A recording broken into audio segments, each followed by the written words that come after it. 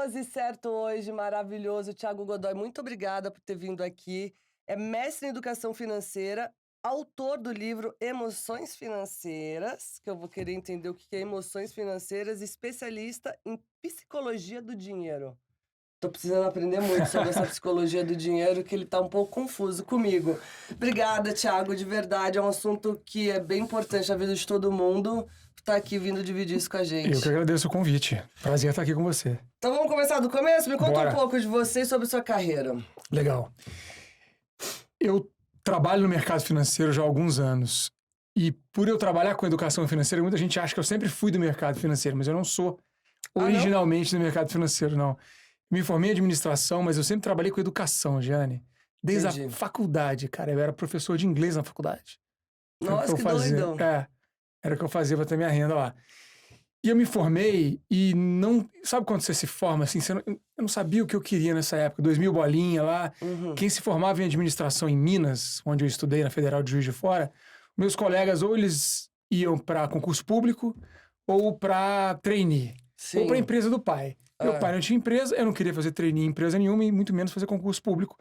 Então eu passei um período ali, queria empreender, montar cursos de inglês. Eu era professor da Wizard. E aí, na época, a dona da Wizard lá queria montar mais escolas comigo, porque eu tinha esse histórico de gestão e tal, de administração. Bom, não fiz nada disso, fui para os Estados Unidos trabalhar num projeto de educação. Eu fiz uma captação de recursos lá para o projeto. Fiquei um tempo lá em Nova York e aquilo transformou minha vida. Por quê? Porque eu comecei a entender que meu trabalho tinha que ter alguma ligação com o propósito, sabe? Uhum. Na prática, não foi tão bonito assim, não foi tão romântico assim. Foi um perrengue danado. Por quê? Imagina. Eu trabalhava na rua, eu era recém-formado, novo, estava na disposição e queria vencer, né, ali, e eu trabalhava na rua. Então, eu tinha que parar as pessoas na rua e convencer as pessoas a acreditarem no meu projeto, que eu estava ali fazendo captação de recursos para esse projeto. Na rua? No mundo inteiro, na rua. E estava chovendo, estava frio, estava nevando. É um lugar que o povo nem para pra te ajudar a se secar e se arrebenta ali. Não era Tipo, querer me atravessa. bater. Teve cara que me ameaçou me bater. Teve gente que puxava o meu crachá. Teve uma pessoa que puxou meu crachá, falou que ia me denunciar porque eu tava tentando parar ela na rua. Mentira! Só tentava falar com a pessoa, poxa, Assédio. me escuta aqui. Falava assim, não, você quer me parar na rua, você não pode. Aí cara, foi assim, durante uma semana, eu acho, assim, foi o pior emprego da minha vida, assim. Eu falei, cara, o que eu tô fazendo aqui? Vou voltar pro Brasil, sabe? Tem condições. Sei lá, vou fazer alguma coisa lá. Vou abrir o Wizard. E assim, mas eu tinha que ficar lá, porque eu já tinha um compromisso, a empresa tinha me contratado e, bom, poderia me demitir, eu poderia lavar prato, Sim. claro, não tem problema nenhum. Mas eu falei, cara, eu vou fazer isso acontecer. E aí eu descobri, lá nessa época, tem 15 anos isso, Gianni, que eu descobri que não era sobre eu ser ou não a pessoa que sabe parar, era sobre o tipo de pessoa que eu parava. Eu tava tentando parar todo mundo, sabe? Sem foco. Sem foco, sem entender, sem ler as pessoas ali em 3 segundos. Eu comecei a aprender a ler as pessoas em 3 segundos. E olhar para que tipo de pessoa que ia parar para mim. Era o Silvio Santos, então, depois você ali. Que tipo de pessoa que estava afim de parar para conversar comigo, sabe? E que ia apoiar esse projeto. Então eu aprendi a saber que tipo de pessoa tá interessada em ajudar. Foi no feeling. E principalmente aprendi a transmitir uma mensagem importante. Que era sobre, nesse caso, a pessoa investir num projeto de educação. No mundo inteiro. Maneiro. Se tornar um padrinho, uma madrinha desse projeto e tal. Então foi muito legal, porque eu voltei em Nova York agora, acabei de voltar de lá, eu e a Isabela, minha esposa a Isabela, a gente fez uma turnê nos Estados Unidos, e eu voltei para Nova York. Dessa vez, eu já fui várias vezes depois, mas dessa vez eu fui para compartilhar a minha mensagem, para lançar o meu livro lá. Ai, que demais, parabéns. Então eu até contei recentemente isso num post, porque passa tanto tempo, a gente até esquece, né? Eu nem contava essa história de Nova York tanto, porque não é uma coisa que fez parte da minha trajetória, mas a ficha não tinha caído.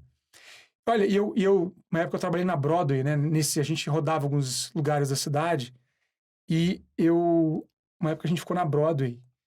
E é engraçado que a gente saía e tiveram vários atores que assinaram comigo, sabe? Mentira! Aquele Geoffrey Rush, sabe? Sei. Jeffrey Rush.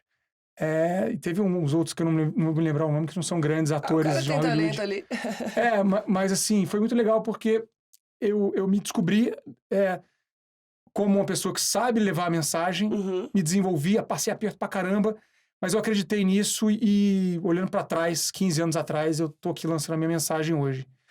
Bom, eu tô falando demais aqui da minha história, mas... É isso que a gente quer que você conta pra nós. Assim, isso foi uma coisa que você pensa assim, ó, eu tava perdido, tinha me formado numa boa universidade, aparentemente meus amigos estavam indo para um caminho legal, porque eles sabiam que eles queriam trainee, estavam passando no trainee de multinacional ou passando num concurso público. E eu me senti perdidão, assim, cara, o que eu vou fazer da minha vida? Eu não quero ir para isso. E essas são as opções que se apresentam para mim. E a oportunidade que eu tive na época foi ir para os Estados Unidos, encarar esse trabalho. Saúde. Desculpa, eu tô com alergia hoje. Imagina, fica tranquila. Saúde. Obrigada. E, cara, eu fui lá, encarei esse desafio. Foi o pior emprego da minha vida durante um tempo. Depois que eu entendi como eu fazia o trabalho, eu comecei a ter resultado, comecei a convencer várias pessoas.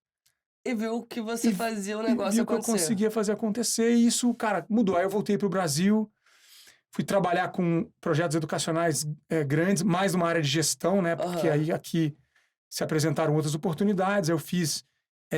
trabalhei num projeto grande de inclusão digital no Rio, ensino de tecnologia. Ah, que legal. Hoje eles ensinam programação para jovens em 16 países, chama Recode. Fiquei alguns anos lá, ganhei um prêmio de captação de recursos lá com isso. Ah, que legal. E aí eu fui conhecer a educação financeira, porque uma pessoa que estava aqui em São Paulo estava buscando ali, né, uma vaga para tocar esse projeto de educação financeira, da Estratégia Nacional de Educação Financeira na época. Eu nem sabia o que era isso, tá, gente?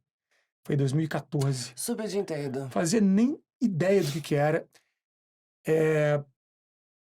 E eu até nem tinha educação financeira. Me instigou pra caramba porque o salário era muito maior do que eu tinha no Rio. O desafio era muito maior do que eu tinha no Rio. No projeto que eu tinha. Eu gostava do projeto, mas eu já tinha desenvolvido, já o que era pra ter desenvolvido, né? Eu tava na hora de mudar. E, cara, foi assim, maravilhoso. Porque tinha a ver com educação, tinha a ver com educação financeira. E aí eu saí de uma casa de 600 metros quadrados, que era onde eu trabalhava, em Laranjeiras, no Rio de Janeiro, para Faria Lima, para trabalhar dentro da Febraban. Que o projeto era sediado dentro da Febraban, que era um dos patrocinadores. Febraban, B3, a Ambima e a CNSEG, que são organizações que trabalham no setor financeiro aqui no Brasil. Você teve educação financeira até então ou não? Não, nenhuma. Assim, eu até conto no livro aqui. Eu tive uma educação financeira de ver o meu pai e minha mãe lidando com o dinheiro. Nem na administração teve educação financeira? Pessoal não tem. Você tem finanças. Finanças empresariais, isso você tem, mas individual não tem. Aí você aprendeu tudo ali? Aprendi tudo ali, cara. Aprendi vendo as pessoas, né, fazendo projeto nas escolas. A gente fez... Olha que legal. Pouquíssima gente sabe disso. O maior projeto de educação financeira feito nas escolas no mundo foi aqui no Brasil. Mentira. Por esse projeto que eu fiz. Mentira. 20 mil alunos e 2 mil professores. A gente fez 5 estados brasileiros. São Paulo, Rio,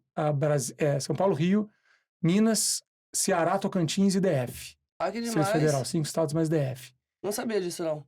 E aí a gente fez o projeto, avaliou os alunos. E aí depois fizemos um longitudinal em 2009. Acompanhamos esses alunos e vimos como é que estava a situação financeira deles vários anos depois. E aí? E aí, claro, a média são 20 mil pessoas, né? E a média é o seguinte: o jovem que passa por educação financeira pega menos crédito, menos empréstimo. Ele, quando pega empréstimo mais barato. Ele sabe negociar crédito, ele se endivida menos. Ele tem mais propensão a empreender, ele tem mais vontade de empreender. Então, assim, são coisas que a gente está começando ainda no Brasil. Você perguntou, eu não tive educação financeira. Fui aprender nesses projetos, com as avaliações que a gente fez. Vendo as pessoas, as histórias das pessoas, de qualquer faixa de renda, você imaginar. E depois eu fiz um mestrado com 400 pessoas endividadas aqui no Brasil. De todas as faixas de renda também. Desde a pessoa mais pobre, claro que é mais difícil para ela, mas também com pessoas com alta e altíssima renda. Inclusive eu conto algumas histórias aqui de pessoas de alta renda completamente endividadas. Eu vou ficar com esse, né? Esse é seu. Eu acho que eu tô nessa parcela de pessoas que eu tinha que fazer parte. Deixa eu te falar, o que é a importância de falar sobre inteligência emocional dentro do mercado financeiro? Legal. E daí tem um emocional dentro do mercado financeiro, eu não entendi isso. Boa. Tem uma ciência que é relativamente nova, que é a economia comportamental. Tá. Porque o que se dizia até então, até 20 e poucos anos atrás, o que se dizia na ciência econômica? A gente toma decisão com base na razão. Nossas Tá. decisões são para maximizar a utilidade. Essa é a economia clássica, fala assim. E a economia comportamental começou a estudar o cérebro, né, e perceber que não é na racionalidade que a gente toma decisão. A gente toma decisão emocionalmente, o tempo inteiro. Olha, tem um psicólogo americano que eu gosto muito, eu cito aqui no livro, chamado Barry Schwartz. Barry Schwartz, ele fala que a gente toma 35 mil, ele estudou, né? Que a gente toma 35 mil decisões por dia. Emocionalmente. Não. Com base nas emoções. Tá. Por quê? Porque o nosso cérebro, ele tem, simplificando bastante aqui, tá? Tá. Ele tem 3 estruturas. Ele tem uma estrutura chamada reptiliana, que é o nosso cérebro antigo, Aham. que é o cérebro que veio se desenvolvendo desde o início da nossa... Tá. Memória afetiva e tal. Não. Isso é reptiliano. O réptil tem o mesmo tipo de estrutura. É o automático. Se eu jogar essa caneta em você, você vai tentar pegar ela. O reflexo. Reflexo e tomada de decisão imediata. Tá. Que é 99% das decisões que você toma. Tá. São automáticas. Depois tem o sistema límbico, que é a estrutura emocional do nosso cérebro, que os mamíferos têm. Uhum. Então, um macaco, uma vaca tem sistema límbico. Que é o quê? Emoção. Tá. Toda a parte afetiva e emocional que a gente desenvolve no nosso cérebro. E tem a parte da frente do nosso cérebro, que é o córtex pré-frontal, que é a parte recente, que toma decisão racional, que precisa de uma estrutura para chegar numa... Deveria ser racional, mas é emocional, é isso? Não. Peraí, deixa eu... Olha só. Ela é racional, à frente, só que ela precisa de uma estrutura emocional antes. Deixa eu dar um exemplo para facilitar. Por favor. Quanto que é 1 mais 1? 2. Quanto que é 370 vezes 888? Ah, eu tenho que pegar meu celular agora, porque eu não sei mais fazer conta. Mas você chega nesse cálculo. Isso é sistema pré-frontal. Entendi. Se eu te der, fala assim, Jane, você tem que dirigir até um lugar novo aí, sem o Waze. Você vai chegar lá, vai ter que parar no posto. Vai demorar um pouco mais, às vezes eu chego. Você chega, né? Se você for pela 100ª vez, você não precisa nem de Waze mais. Não. Pronto. Isso é sistema automático. Entendi. Então você precisa de figure out, você tem que desenvolver um mecanismo para poder chegar a uma conclusão. O que acontece? A gente toma atalho para tomar decisão. A gente precisa de tomar atalho porque a gente toma 35 mil decisões por dia. Entendi.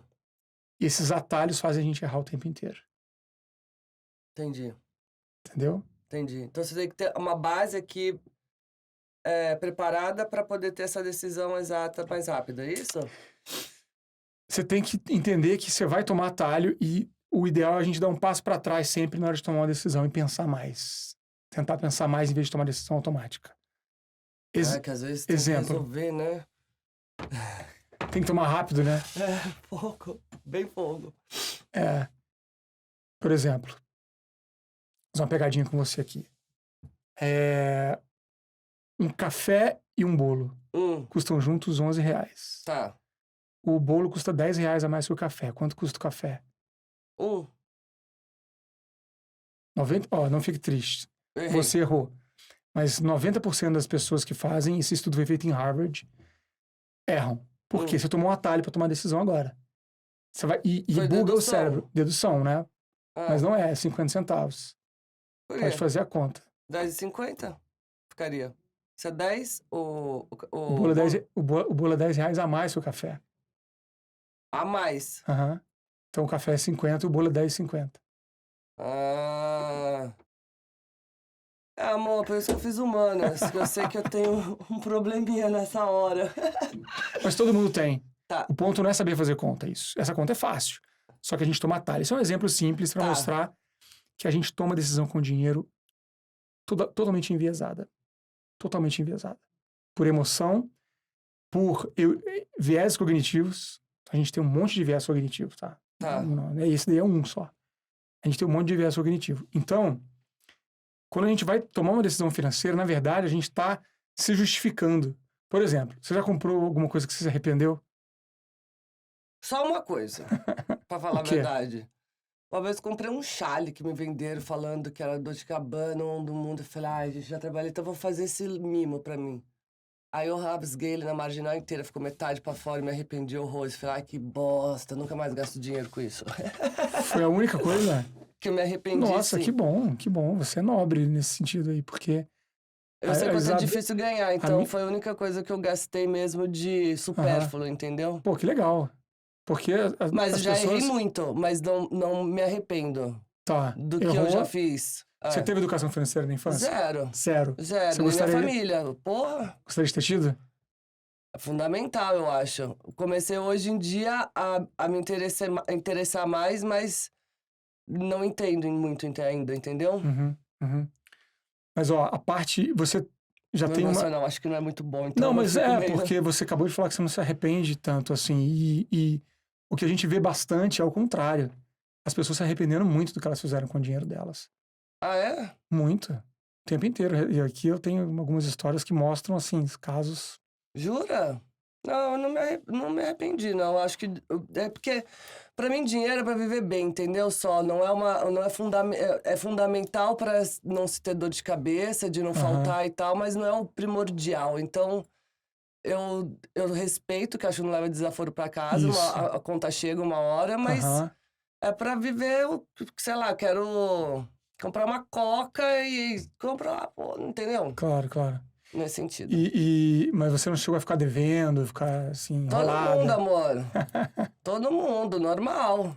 É um aprendizado. Por isso que eu acho que uma educação financeira não me daria essa dor de cabeça, que a vida já é bem difícil. Aham. É mais um problema que a gente arruma Amor, é pra um gente, né? problema que desencadeia todo o Opa, resto, né? Total, total.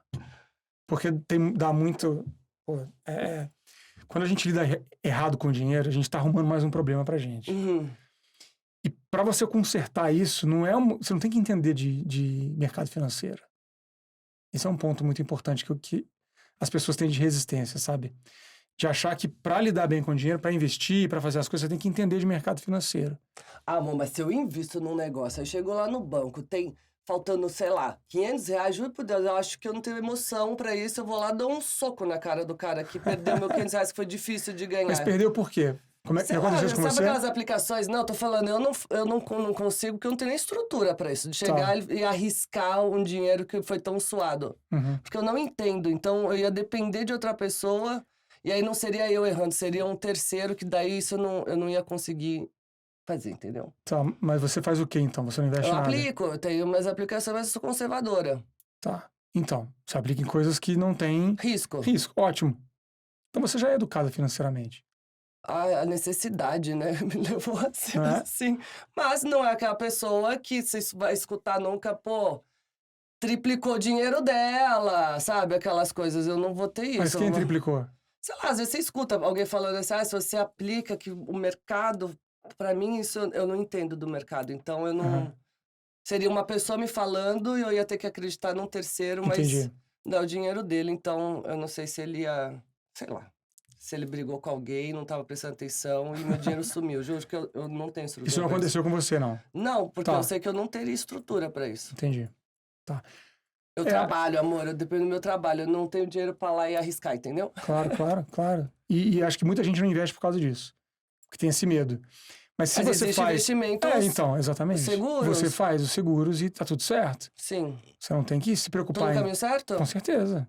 Já tá, não precisa nem do livro. Não, o livro é bom pra ver se eu consigo arriscar um pouco mais. Mas o que leva a pessoa a perder o dinheiro, por exemplo? É a emoção na hora de lidar com as finanças ou não? Perder como, você diz? Perder dinheiro, se endividar cada vez mais, achar que dá pra tirar daqui, por ali, sabe? Organizar quando você tem uma dívida, que isso que eu acho que é o maior problema. Você tá endividado, conta pra pagar, juros chegando, que não acaba nunca. Eu acho que eu vejo o problema das pessoas é quando elas não olham pra isso e tentam resolver. Elas ficam procrastinando, sabe? Ficam empurrando com a barriga. Então a pessoa tá endividada, ela não quer resolver aquilo, ou ela resolve pegando um outro empréstimo com uma outra coisa, ela começa a se enrolar. Entendi. Então ela tá perdendo dinheiro porque ela tá pagando juros, na verdade, né? E ela esquece que o cheque especial não é dinheiro dela. Que quando ela pega um empréstimo, ela tem que pagar. Ela não vai pagar a mesma coisa que ela pegou, ela vai pagar mais. Sim. Ela vai pagar mais do que ela pegou, porque ela tá pagando juros. Nossa, fiz financiamento da minha casa, amor. Na hora que eu fiz a conta de quanto eu ia pagar no final, Gente, eu tô comprando 2 casas, não sabia. Às De vezes até juros. 3. Você É. pagou? Graças a Deus. Pagou tudo, mas você pagou antes ou pagou no prazo Não, inteiro? fui Amortizando. amortizando. Ótimo. Tá vendo? Você é educada financeiramente. Ah, não, porque eu não aguentava mais, precisava me livrar daquilo porque faltava É. dinheiro, então eu Aí já você ia paga. indo. Porque aí tem esse debate muito, né? Ah, que vou alugar ou vou comprar uma casa? Hoje em dia estão se falando muito, vale a pena, até falam dessa geração que seria melhor hoje você ter um aluguel e deixar aplicado e ganhando. O que você indica? Não tem uma resposta, esse que é o ponto. A gente tem Entendi. dificuldade de abraçar o complexo, né? Porque é uma resposta complexa. Isso depende muito da pessoa. Se você, por exemplo, sabe que você vai morar no mesmo lugar e não vai mudar dali, e aquela casa, aquele apartamento vai ser onde você vai ficar nos próximos 10, 20 anos, ótimo você comprar ela. Faz sentido você comprar, se você comprar como você fez, pagando antes. Pagando no prazo menor. Porque a casa não é tua. A pessoa fala assim, você está alugando um negócio, quando eu compro, eu estou adquirindo um Pagando imóvel. a Uma prestação. coisa que é meu. É. Quando você paga um financiamento, você olhou lá que era muito mais valor Quase no o final. dobro. Às vezes até 3 vezes mais, tá? Depende dos juros. Mas era 30 anos, né? Então, É. tipo, óbvio que vai ter Um juros muito grande. Uhum. Porque o imóvel não é teu. O imóvel só é seu no dia que você paga a última parcela. Eu sei. Ele é do banco. É do banco até o último dia. Então você está pagando, na verdade, uma parte desse dinheiro que sai, você paga 3 mil de parcela. 1.000 vai para o apartamento, 2 mil vai para os juros do banco. Então 2 mil você está pagando de aluguel do dinheiro. Então, na prática, um financiamento é você pegar R$1.000 do banco, ele te empresta, ele te cobra 2 mil para poder te financiar aquilo, você paga 3, mas 1.000 vai para o apartamento. Você está pagando juros, você está pagando Sim. aluguel do dinheiro. Então é relativo, é isso? Você tem que fazer conta, na verdade. Então, assim, tá barato o financiamento? Tá valendo a pena? Eu consigo amortizar? Eu tenho condição de amortizar? Se sim... E outra, mesmo se for 3 vezes o valor, eu falo com as pessoas, o cara fala, não, mas é porque é minha casa, eu quero a minha segurança da minha casa. E eu entendo isso. Total. Então, eu já parei de falar assim, não, você tem que fazer isso. Não, faz o que você quiser, mas tenha consciência que você está pagando juros. E esses juros é o aluguel do teu dinheiro. Então, tente pagar o mais rápido possível. O problema é quando a pessoa fica ali, no hábito, pagando financiamento e, beleza, tá aqui, tá pagando juros e tá consumindo, tá gastando dinheiro dela. Uhum. E, às vezes, nem paga a parcela, fica inadimplente, aí paga em cima daquilo, começa a se enrolar. Então, assim, o dinheiro do financiamento você tem que tentar quitar o mais rápido possível. Se você conseguir pegar o dinheiro, separar, ganhar uma renda extra e pagar, ou você conseguir segurar a sua renda um pouco, seus gastos e separar para você amortizar igual você fez, vai melhorar a tua vida. Às vezes compensa mais, então, a pessoa aplicar o dinheiro dela, esperar um pouco, aumentar o valor da parcela que ela dá de entrada para Com diminuir certeza. e depois conseguir fazer uma parcela pequena que ela consegue amortizar. Com certeza. Vale muito mais Sem a dúvida, pena. sim. Porque você vai estar... Quando você está pagando no principal, Uhum. uma coisa é o principal, é que você Uhum. paga para amortizar. O imóvel vale 100 mil, tá? Uhum. 100 mil imóvel. Se você financiar em 30 anos, vai dar quase 300. Estou fazendo uma conta aqui, pode ser um pouco menos, pode ser um pouco mais. Aí você dá de entrada 50, Você dá por exemplo. 50, você vai financiar 50, então você está pagando juros em cima dos 50 que você financiou. Sim. Se você amortizar, você está pegando um valor e está botando naquele principal de 100 lá. Então você não está reduzindo um mês de parcela. Por exemplo, parcela é 3 mil. Uhum. Se você pegar 3 mil e amortizar no tempo, você não está amortizando uma parcela, você vai amortizar umas 5. Entendi. Por quê? Você está amortizando no valor principal que não tem juros. Entendi. Isso que pouca gente sabe. Então, quando você fez a amortização, você pegou e quitou o valor do imóvel. Entendeu? Você não pagou juros para o banco. Entendi. Eu preciso me reorganizar então para quitar o outro. Aquela que vive pegando empréstimo, né? Ai, gente. É isso aí. Ai, meu Deus. Quando a gente não tem, a gente tem que tentar arranjar de algum lugar, né? Quais são as formas mais eficazes de ensinar educação financeira a pessoas de diferentes faixas etárias e origens e como essas estratégias podem ser implementadas em escolas e outros ambientes educacionais? Boa, pergunta longa, hein? A gente pode Vou quebrar voltar. ela. Vou quebrar, já entendi. Vou quebrar ela para ficar mais fácil Por de entender. favor. Qualquer processo educacional, não é só financeiro, você tem que se adequar à realidade da pessoa. Não adianta eu falar de mercado financeiro, se só 2% das pessoas investem. Entendi. Então eu falo desse livro aqui de inteligência emocional. Por quê? Porque inteligência emocional todo mundo precisa ter. Não é todo mundo que precisa investir no mercado financeiro, mas inteligência emocional é uma ferramenta para a tua vida. Para você ser um profissional melhor, para você ser um pai e uma mãe melhor, para você ser uma pessoa melhor. Porque é uma habilidade que a gente não aprende na escola e nem em casa. Então eu trago a inteligência emocional como a base do meu trabalho. Toda educação precisa ser direcionada à pessoa que está recebendo ela. Não posso falar do mesmo jeito que eu falo para uma criança de 9 anos e para um adolescente de 16. Mas se estivesse na escola, seria para o grupo. Quando você faz na escola, e eu fiz um trabalho extenso nas escolas, cada ano tem um material diferente, cada ano tem uma abordagem diferente. Então você vai falar, por exemplo, com uma criança mais... Por exemplo, uma criança de 8 anos, ela está começando a aprender matemática, ela não tem noção. Sim. Mas ela já tem mais noção do que uma de 5. Então você já consegue... Qual que é o mais importante? Está na base, e você pode ensinar desde o início. Estímulo-recompensa. Ou seja, eu fiz uma coisa aqui, me esforcei e ganhei uma recompensa por isso. Saber esperar. Ensinar uma criança a saber esperar, você ensina... Para ter o retorno. Para ter o retorno. Você concorda que isso não tem só a ver com dinheiro, tem a ver com uma coisa muito maior? Se você fizer a tarefa, você vai ganhar, sei lá, o que você quer, uma recompensa, por exemplo. Ela fez o negócio, esperou e aí ela tem. Não. Olha, essa tarefa é polêmica, tá? Porque muita gente fala, criança arrumou o quarto, dá um dinheiro para ela. Eu discordo. Eu acho que isso daí é você transformar uma relação em casa, de família, num sistema econômico. E não é. Você não capitaliza um sistema familiar, na minha visão, como educador. Entendi. Porque arrumar o teu quarto com uma criança é uma tarefa do lar, porque cada um faz uma parte, uma contribuição para a sua parte na casa. Então você acha que é difícil de dar essa educação dentro de casa? Não. Que você pode confundir? Você tem que saber separar bem as coisas. Entendi. Então a criança tem que fazer a tarefa dela porque está dentro do papel dela. Entendi. Ela ganhar a mesada dela é uma parte de autonomia que ela tem para poder lidar com o dinheiro. Então, assim, lidar com o dinheiro é o seguinte, você tem 50 por mês. Você vai ter que lidar com as suas vontades. Administrar os 50. Se você gastou antes, você vai ficar sem o dinheiro até o final do mês, até o próximo mês. E é muito importante que a criança erre quando ela é pequena. E você deixe ela errar e que ela sofra a consequência. Pô, gastei o dinheiro, não vou conseguir comprar. Tudo bem, você não vai deixar a criança passando fome na escola. Mas ela quer comprar um videogame. Vai ter que esperar, vai ter que juntar. Pô, o videogame é uma coisa mais cara. Então, você pode falar assim, olha, se você conseguir metade, eu vou lá e completo. Tem estratégias. Um exemplo eu tô dando, sim. Tipo, que a criança quer comprar pra ela... E supérfluo, né? E ela tem que... então ela faz essa dinâmica, sabe, Jane? A gente chama de troca intertemporal. Entendi. Que é você saber esperar para poder receber. E eu vejo muitos pais hoje que ficam ali... Claro, e é super legítimo você querer dar o que você não teve, né? Querer proporcionar pro seu filho uma coisa que você não teve. Legal. Todo mundo quer isso. Mas tem que ter esse cuidado de não... banalizar as coisas. E a criança tem tudo, e ela não, na prática, a gente mostra em ciência isso, ela não valoriza. Chama esteira hedônica. A gente não valoriza porque veio fácil. E a gente se acostuma com aquilo, e aí daqui a pouco eu não quero um videogame, eu quero, sei lá, um carro de corrida, miniatura, porque é o que o meu amigo tem.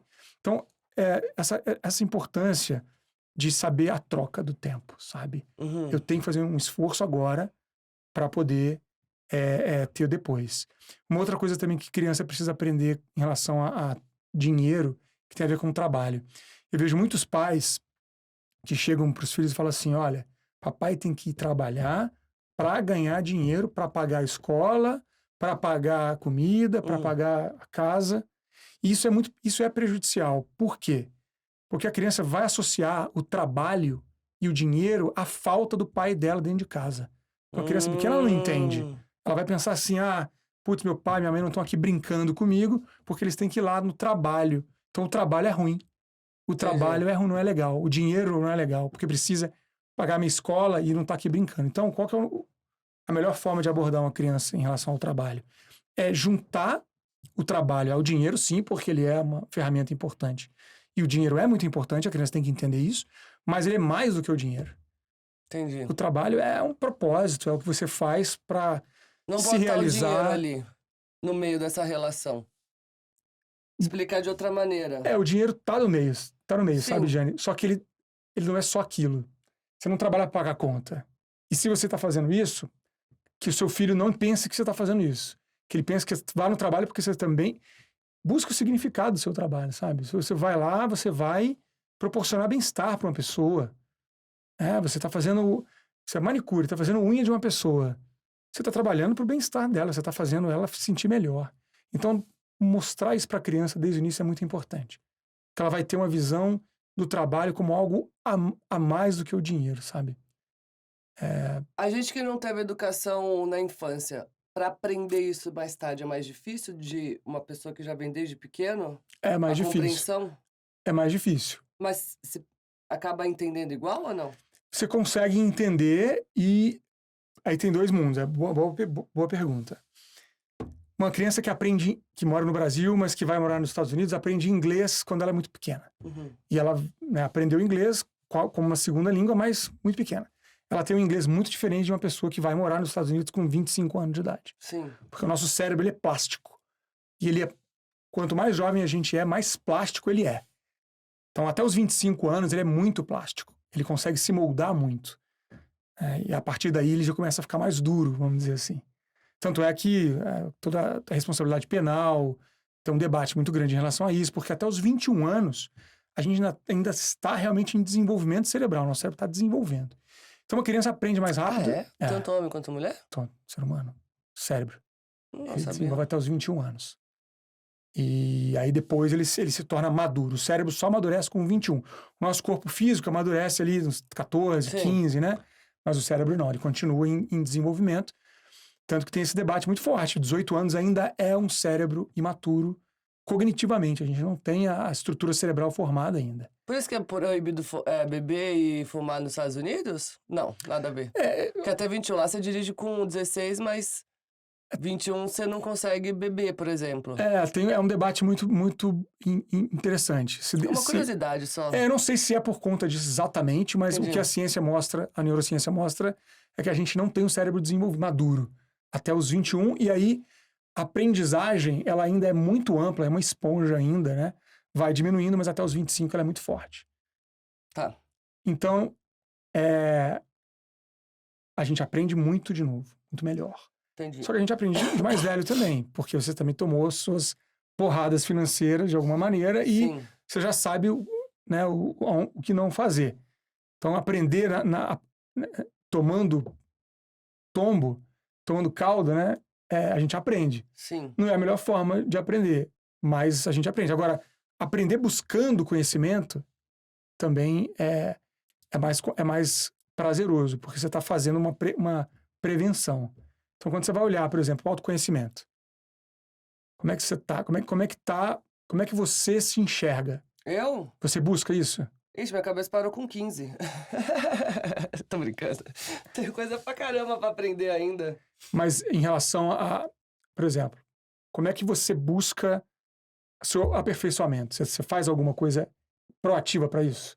Sei lá, meditação, yoga. Estudo o assunto que eu me interesso e vou atrás pra me aperfeiçoar naquilo. Ótimo. Errando ou não, mas eu vou tentar buscar uma excelência naquilo que eu quero aprender. Perfeito. Com pesquisa. Uhum. Aprofundando na coisa. Então, sei lá, vou ler, vou ouvir, vou pesquisar. Eu sou assim, né? Uhum. Não, e a gente hoje tem tanta fonte de informação, né? Tá errado? Do jeito Tá certíssima, tá certíssima. A gente tá ficando nota 10. Tô brincando. Você tá nota 10 e você tá... pô, eu tenho aqui 400... Aqui tem algumas histórias e tem uma bagagem que eu trago aqui, né, da ciência que eu trago aqui, de 400 entrevistas que eu fiz com pessoas endividadas. Tudo bem que já estavam num nível, né, de problema. Uhum. Mas o quanto de estresse que isso gera para uma pessoa, assim, dela ficar não fazendo o importante por conta de um problema financeiro, é absurdo. Mas quando você tem um problema, o mundo acaba ali, Um né? problema Até você sair financeiro. daquela coisa ali é A difícil. maior causa de divórcio é problema financeiro. A maior causa de queda na produtividade no trabalho é problema financeiro. A maior causa de queda na saúde mental é problema financeiro. E é um ciclo... E esse é uma bola de neve, assim, gigante, porque Problema financeiro, cai a qualidade da sua saúde mental. Queda na saúde mental, aumenta o problema financeiro. Então, ela vai montanha abaixo, é um looping. Então, quando você vê uma pessoa se organizando minimamente e resolvendo o problema financeiro, ela não ganhou só uma conta positiva ali. Ela ganhou uma autoestima, ela ganhou mais espaço, mais banda larga mental para fazer outras coisas. Olha que interessante isso. Recentemente saiu um livro chamado Escassez. Eu também cito aqui no meu. Do Mullantyne e do Shafir, que são dois acadêmicos lá nos Estados Unidos. Eles estudaram como que o ser humano reage em relação à escassez ou abundância de dinheiro ou, né, recursos em geral. Vários estudos ali. Um que é muito interessante foi com agricultores chineses. Então, eles estudaram agricultores na China no período pré e pós a colheita e fizeram um teste de QI nesses agricultores. Um teste de QI antes da colheita e um teste de QI depois da colheita. O que aconteceu? Antes da colheita, os agricultores estavam já ali espremidos, porque eles passaram o ano inteiro, né? Fim do mês, nossa. Fim do mês, nossa, tá espremido, exatamente. Espremidão, fizeram um teste de QI. Depois da colheita, eles tinham recebido dinheiro, estavam folgados, com grana, estavam ali com a grana pro ano inteiro. Né? Respiraram. Deu diferença de até 30 pontos no teste de QI, depois que eles fizeram a colheita. Então, o QI, que a gente acha que é uma medida estática, a pessoa tem o QI alto ou tem o QI baixo, ou médio, então como se fosse algo estático, não é estático. Nossa, então quando você tem dinheiro, teu QI aumenta, gente? Quando você tem mais conforto financeiro, quando você está com a situação mais estável financeiramente, você tem mais banda larga mental, você tem mais espaço cerebral para fazer outras coisas. Entendi. E não é só muito dinheiro, né? Porque a gente pode cair nesse erro de falar, não, muito dinheiro. Uma pessoa que tem, às vezes, um salário baixo, mas ela sabe lidar com aquele salário, vive com aquele... e tem uma reserva, e ela está mais confortável, porque ela tem uma segurança, uma paz ali, ela tem mais condições de dedicar o tempo, a energia, o cérebro dela para outras coisas. Para ganhar mais dinheiro. Para ganhar mais dinheiro, exatamente. Perfeito. Porque a gente fala, se tá trabalhando demais, você não tem tempo para ganhar dinheiro. Mas quando tá com problema financeiro, você... Amor, é uma cai bola. Ali e é muito irônico isso, porque quando você tá com um problema e tá na escassez, é onde você tem menos condições de lidar com aquilo. Você fica mais vulnerável e tem menos espaço mesmo, conforto cerebral, porque precisa de um espaço para poder resolver aquilo. Lembra do córtex pré-frontal? Ele só vai atuar quando você está com as suas necessidades desenvolvidas. Se você estiver com fome, com sede, com frio, você não vai pensar em resolver um problema. Não. Você vai pensar em resolver o que está te afligindo agora, no curto prazo. Então, quando a pessoa está com curto prazo mal resolvido, ela não consegue resolver outras coisas. Não consegue planejar a vida dela. Não consegue colocar um plano em ordem. Não consegue olhar nem no médio prazo. Vira um caos. Vira um caos. De quais maneiras a inteligência emocional pode ser desenvolvida no contexto da educação financeira? Perfeito. A inteligência emocional, ela tem que ser transversal. Então, ela tem que atuar como uma matéria que vai permear a sua vida. Porque não é assim, vamos ter agora a aula de inteligência emocional.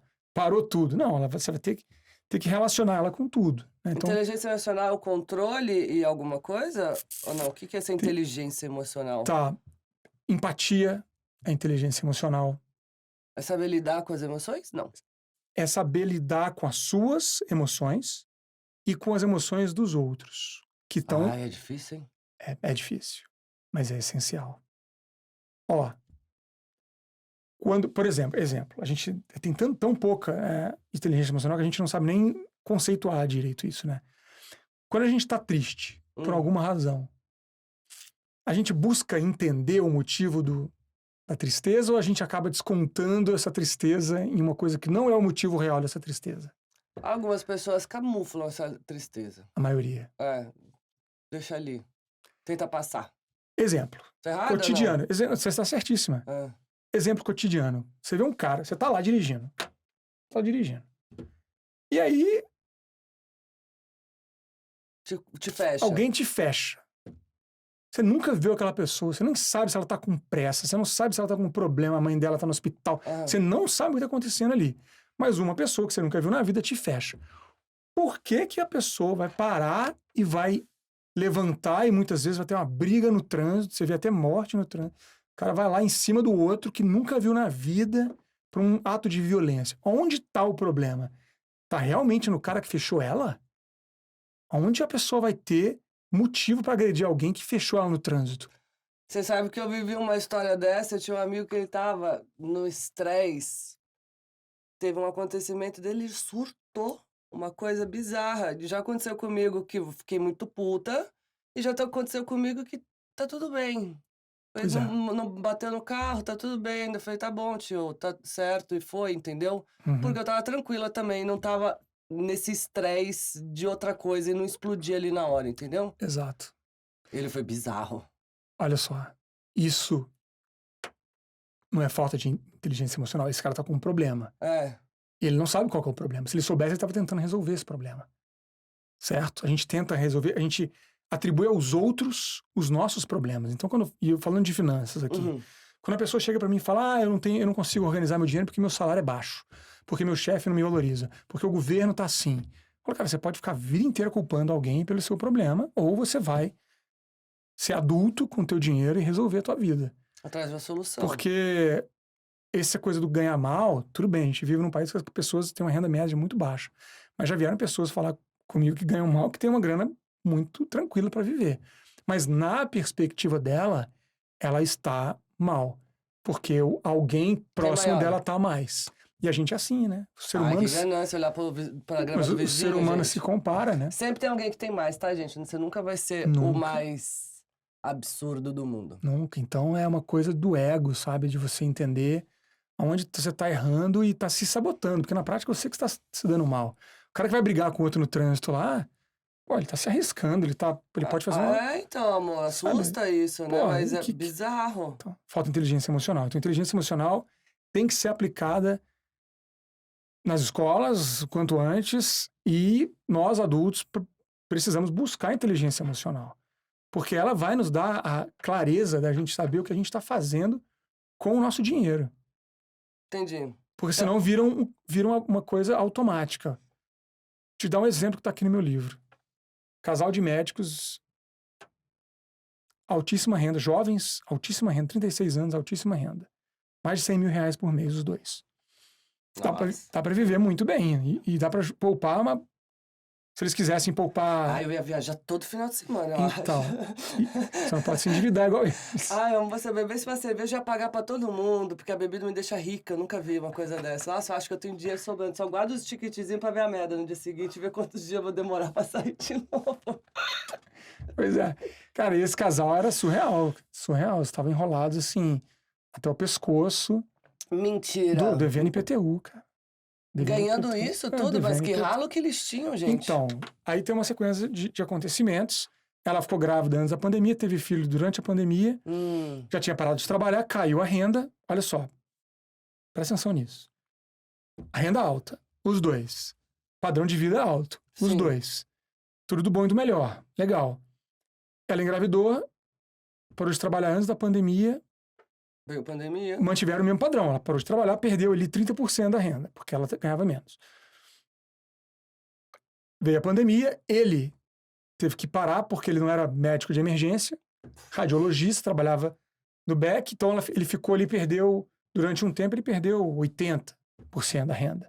E veio mais uma criança. E aí veio mais uma criança, eles engravidaram de novo. Não, engravidaram de novo. Durante a pandemia engravidaram, tiveram 2. Tudo bem, é um caso de 2 gravidezes e tudo mais. Só que o ponto não é esse. Com a renda que eles têm, eles poderiam ter se organizado muito bem para fazer isso. São pessoas inteligentes, eu quero dizer. Não é uma pessoa que não teve formação, poxa, não teve estudo, coitada. Não teve financeira. Não tem nenhuma. E onde está o ponto aqui, tá? Que aí são esses casos que eu venho trazendo no meu livro e que as pessoas falam, caramba. E se não aconteceu com você, aconteceu com alguém que você conhece. Sim. E uma parte acontece com a gente. O que aconteceu nesse casal, tá? Resumindo aqui uma história que foi mais longa. Eles gastavam coisas assim, ele gastava R$3.500 de lavanderia por mês. Você fala, como que pode alguém gastar R$3.500 de lavanderia? Pode. Porque botava as camisas importadas, com gravação, não sei o que, na lavanderia ali de Itaim. Se você colocar toda semana um monte de camisa para lavar, vai custar isso. Se quiser, você gasta até isso mais. Então, até mais. iFood. Então, aí eu fui questionar, ele não tinha espaço para negociar. Ele já nas mentorias ele já ficava assim, pé atrás. Tipo, esse cara aqui tá falando de dinheiro comigo. Porque ela que pediu, né? Ela que queria, porque ela viu que o buraco tava mais embaixo. E como toda mulher tem mais, na média, tem mais abertura para ser vulnerável, né? Para se mostrar vulnerável, ela viu o problema. Ela viu o problema e queria resolver. Ele não via nenhum problema. Ele falou, nossa, isso aqui a gente vai resolver. Não sabia nem quanto de IPTU tava devendo. A mulher aceita mais que tem um problema, é isso? Sim, a mulher aceita mais, admite a vulnerabilidade. Entendi. O homem tem dificuldade de admitir a vulnerabilidade, na média, né? Uhum. O contexto é esse, a criação normalmente é essa. Ele não queria nem olhar para o problema. E aí, o que aconteceu? Outro gasto deles. Eles davam 5 mil reais de dízimo todo mês.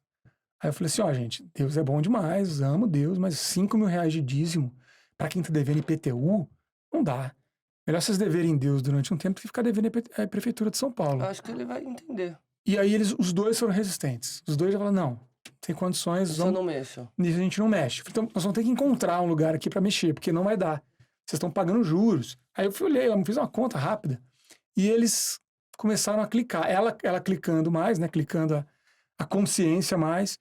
Um belo dia ela me liga e fala assim, o problema é o seguinte, que eu já sabia, mas agora caiu a ficha. Porque sabe aquela coisa que você sabe de um negócio, mas depois vai cair na ficha? Você clareou. Clareou o negócio na cabeça. Ela falou assim, o que eu acho? Ela falou assim, Thiago, eu sei que eu tenho problema, eu sei que eu tenho que melhorar, porque ela estava toda enrolada também. Uhum. Sabia nem de onde vinha o dinheiro delas, as consultas, a clínica e tal. Eu sei que eu tenho um problema, mas o problema, sabe o que eu vejo nele? Porque ele gastava mais. É que o pai dele nunca aceitou ele. O pai dele é um cara que só valoriza o irmão dele. E ele vive para mostrar pro pai dele, pro irmão dele, que ele é um cara bem sucedido. Que ele é um cara que pode, ele é um cara que tem. Então, o carro importado, os 2 carros importados, a moto... Isso era primordial para ele. Ele não vai abrir mão disso, porque ele não quer dizer que ele não conseguiu... Ele não quer mostrar que ele fracassou na gestão do dinheiro dele e ele vai ter que abrir mão das coisas. Então, ele não vai dar o braço a torcer. Puts. E eu entendo isso perfeitamente. Sim, eu também. Tá erradíssimo, mas eu entendo perfeitamente. Porque eu, quando me endividei lá atrás, eu conto também essa história, foi muito menos, ninguém dependia de mim, não tinha que sustentar ninguém. Mas eu fiquei com muita vergonha. Eu não contei pra ninguém, porque eu me senti um incompetente. Como assim? Você estudou administração e se endividou, cara? Fiquei 1 ano pagando juros, pagando ali 4 vezes o valor da dívida. É por causa do julgamento, né? Por causa do julgamento das outras pessoas. Então eu entendo perfeitamente esse comportamento, mas olha só o que ele tá fazendo, eles estão fazendo. Não consegue segurar um pouco pra se estruturar e mais pra frente. Eu falo que quando entro numa dívida, eu tenho que tapar o ralo pra depois organizar, mas o dinheiro não pode escapar de uns lugares. Você tem que saber exatamente onde ele tá. Foi isso que eu aprendi. Você sabe fazer isso? Amor, eu tive que aprender. Pois é, olha só, você é porrada.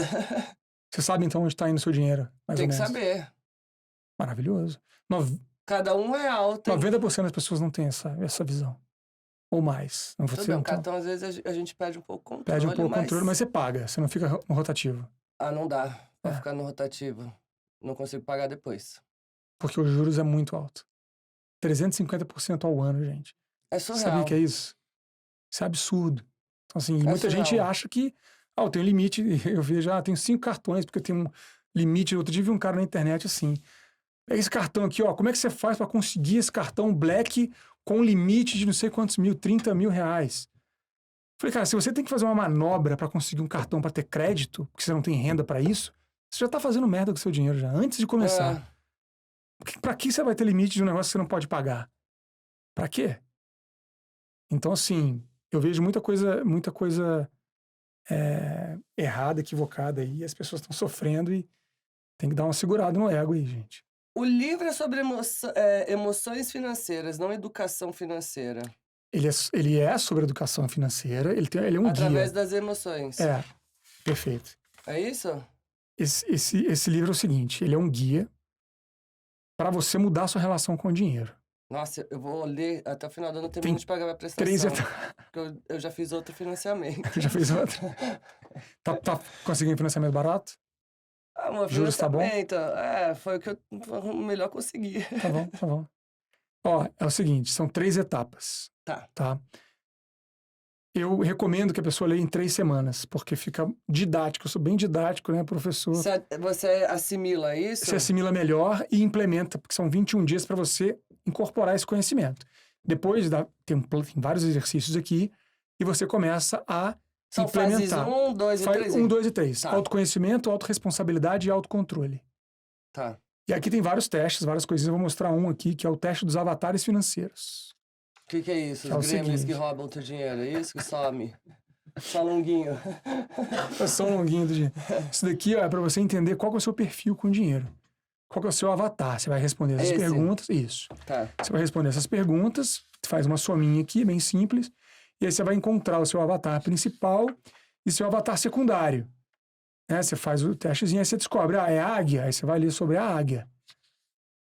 É gato, você vai ler sobre o gato. É um bichinho, ó, cachorro, Entendi. Então, ovelha. Um horóscopo, é um Você horóscopo. pega o número e vai ver o que é. É. E tem... aí cada bicho é o que eu sou. Cada bicho é o que você é. Você tem um principal e um secundário. Que pode ser você pode ter um mix ali, igual um horóscopo ascendente, não sei o que lá. Sei. Agora, isso aqui é baseado, claro que é lúdico, é uma ferramenta divertida para você aprender sobre como você lida com o dinheiro, mas a base disso daqui é a psicologia do dinheiro. Então, são crenças limitantes sobre o dinheiro, que estão nessas perguntas aqui, que provavelmente você nunca parou para pensar, Não. e você vai lá e vai responder. Se você concorda, se você discorda. No almoço a gente vai fazer isso hoje, todo mundo. Vou botar esse negocinho aqui, porque eu vou deixar na parte. Esse é o amuleto que eu vou dar para você aqui. Você pode usar como marcador de livro também. Mas aqui é um amuleto. Tá eu tô usando um amuletinho para você energizar, para você... Tem que deixar no sol alguma coisa ou não? Coloca no coração, mentaliza. Aquela que já tá fazendo tudo pra... Reza, Mandiga pra o dinheiro vir. Põe uma maçaneta na porta para poder atrair vou dinheiro. Vou deixar aqui por enquanto. Isso, é um bom marcador de livro também. Foi feito para isso também. E mentalizar. Mentaliza, porque aqui tem vários exercícios, tem muito autoconhecimento, e quando você coloca para fora... Mas eu posso já fazer esse teste no meio? Sem ter lido antes ou não? Você pode, mas é legal você Então, uma introdução. Não, você pode fazer o teste, mas é legal porque o livro tem uma cadência, ele vai acontecendo num ritmo. Tá. Pode fazer por curiosidade, tranquilo, mas depois você vai entender mais quando você lê. Que aí eu vou falando antes do teste, tem toda a base do que eu tô falando ali. Se um adolescente pegar esse livro para ler e eu, que tenho mais de 40, pegar para ler, a gente vai ter o mesmo entendimento ou não? Não. Os dois conseguem ler. Por causa das minhas dificuldades, é isso? Pela sua maturidade. Entendi. Depende da pessoa, né? E pelos interesses. Eu moro sozinha, eles moram com os pais, tipo isso ou não? Vai ter uma percepção diferente? O adolescente, ele tá começando a entender a prática do uso do dinheiro. Entendi. Porque o que acontece, né? O que a gente vê na psicologia? Existe um processo que todos nós passamos, que é chamada de socialização econômica. Tá. Que são os nossos primeiros 7 anos de vida na relação com o dinheiro. Tá. Como que acontece? A gente absorve tudo, né? Então você não precisa educar uma criança financeiramente, ela vai aprender vendo. O puta que pariu em casa, se deu, não deu. Se os seus pais brigam por dinheiro. Era só isso na minha casa, briga toda vez por causa de dinheiro. Nossa, Então, olha só, você vai gostar muito desse livro, porque... Pai salariado, mãe dona de casa, normal, falta, né? Normal, mas dependendo, e aí não tem como saber, vai ser a sua história, a sua vivência, dependendo do que aconteceu nessas brigas e como você interpretou isso pode ter te causado algumas travas, que a gente chama de choques financeiros. Saco, porque eu não me metia, até porque era uma briga desse que eu também não entendia, mas era toda vez que eles brigavam, era por causa de dinheiro. Toda vez por causa de dinheiro. A briga dos meus pais sempre foi por causa de dinheiro. Sempre. Normal, né? A mulher fica em casa, a criança pede alguma coisa, ela quer um dinheiro pra comprar a criança, o pai tá lá trabalhando, acho que a mãe tá gastando e sei lá onde, aquelas coisas de família, entendeu? Você falou uma palavra importante, normal. Normal pra uma família com uma renda baixa e, assim, ninguém tinha educação financeira ali. Eu vejo muitas famílias de renda alta com pepinos e problemas e brigas muito maiores do que o cotidiano de uma família de renda baixa. Não é a questão da renda, Jane. A educação é a forma como acontece o combinado dentro de casa. É a forma como esse casal, essa família, estabelece os combinados dentro de casa. Porque o dinheiro, ele é um recurso que tem que ser bem usado. Se a gente sabe os combinados e tem os alinhamentos, é claro que a gente vai ter problema, porque relacionamento é briga. alinhamento e negociação. Entendi. Se a gente brigar, e tem, né, todos os tipos de briga possíveis, né? Tem a negociação, que não é uma briga, uma conversa, e tem o pau quebrando, né? Que é a briga que gera violência, gera grito, Sim. Então não precisa ser assim. Aí você falou, pode ter me mudado alguma coisa de ver aquilo. Realmente Sim. mudou. Uma pessoa que eu, desde pequena, eu olhava a minha mãe e falei, cara, eu não quero depender de ninguém pra poder comprar e fazer minha unha financeiramente. Eu quero ter meu dinheiro pra poder fazer aquilo. Precisar comprar uma bola, porque eu quero dar uma bola pra aquele menino, comprar um bolo, sei lá, entendeu? Tipo, não depender pra nada nesse sentido. Por causa das brigas. Que eu falo, é uma coisa que eu não vou querer na minha casa por causa de dinheiro. Que dá pra resolver isso aí, tipo, toda vez era briga por causa de dinheiro. Então, isso me mudou realmente da maneira de ver o dinheiro, entendeu? Muito legal você compartilhar isso. Porque, olha só, por conta de brigas, você foi lá e foi buscar sua independência. Porque, meu, E ficar dependendo de alguém pra fazer alguma coisa, me travando e ter uma discussão de alguém que você ama por causa disso. isso. É o que Que eu. eu super entendo hoje, adulta, quando a pessoa trabalha e rala, ela até te dá, mas ela quer saber onde que vai, onde não vai, ela vai se meter, entendeu ou não? Tipo, você quer um dinheiro, você chega pra mim e fala, pô, Gi, me empresta uma grana tal. Eu falei, lógico, te empresto, mas tá tudo bem? Você quer saber onde você tá dando o teu dinheiro. Se você dá, sem saber que... Você fala, meu, nem vou receber de volta. Aham, Mas você tem uma curiosidade de saber pra onde vai a claro. grana, entendeu? Você tem que dar uma satisfação pra pessoa que tá te emprestando o dinheiro. E a sua casa eram quantas pessoas? É, era meu pai, minha mãe, eu, meu irmão, aí minha avó morou um tempo com a gente e meu tio também. Tá. Então tinham mais pessoas que estavam ali dentro e quem sustentava era seu pai. Meu pai que trabalhava. Só seu pai. É, Tá. minha mãe era uma coisa bem antiga, a mulher não podia trabalhar, ficava em casa cuidando dos filhos, aquelas coisas. Sim. E Que você é eu não mais tô falando velha? que tá certa, tá? Não, não, não. Mas era É o assim que contexto, era, sim. Não, mais nova. Você é mais nova. Tá. E quando você pedia dinheiro pro seu pai, como é que você Nunca fazia? pedi dinheiro pro Não meu pai. pedia. Nunca pedi dinheiro pro meu pai. Porque Até porque você. não tinha. Tá. Não tinha. Dava pra ver que não tinha. Faltava, às vezes, comida, não sei o quê, sabe? Pra ir no mercado, tinha que esperar, aí tinha que se virar. Salariado, salário baixo. Uhum, Era uma família humilde. uhum, Então, é uhum, uma coisa que a gente pedia, tinha que esperar alguma data. Eles talvez guardassem, teriam. uhum. E essa coisa do cartão, que você falou, tive um exemplo que minha mãe tinha comprado uma coisa no cartão. Sabe esses cartões de Magazine? Que você tem um cartão de crédito que você compra e vai pagando em Sim. parcela? Ela achou que tivesse pago ou não, depois de um tempo veio com juros, que foi uma dívida bizarra por causa de uma bicicleta, não sei se ela tinha guardado o boleto de pago, não pago, amor, se endividaram durante 5 anos para pagar esse cartão, que veio depois de 1 ano. Sabe aquela uma prestação que não Por foi causa de paga e um você não erro. achava? Uhum. Ah, caos, 5 anos para pagar aquilo, 5 por causa anos. dos juros, né? E isso gerou muita briga, muito problema, Amor, numa época que atrito. era juros alto, É, era um caos o Brasil de, sei lá, mudança de moeda, aquele caos que era na uhum, época. Foi anos uhum. 80 isso, né? Hiperinflação. É, Uau. puxado. A gente passou por esse processo de 7 anos, a socialização econômica, como a gente viu nossos pais lidando com dinheiro. Todo mundo absorveu um Algo. modelo. Aham.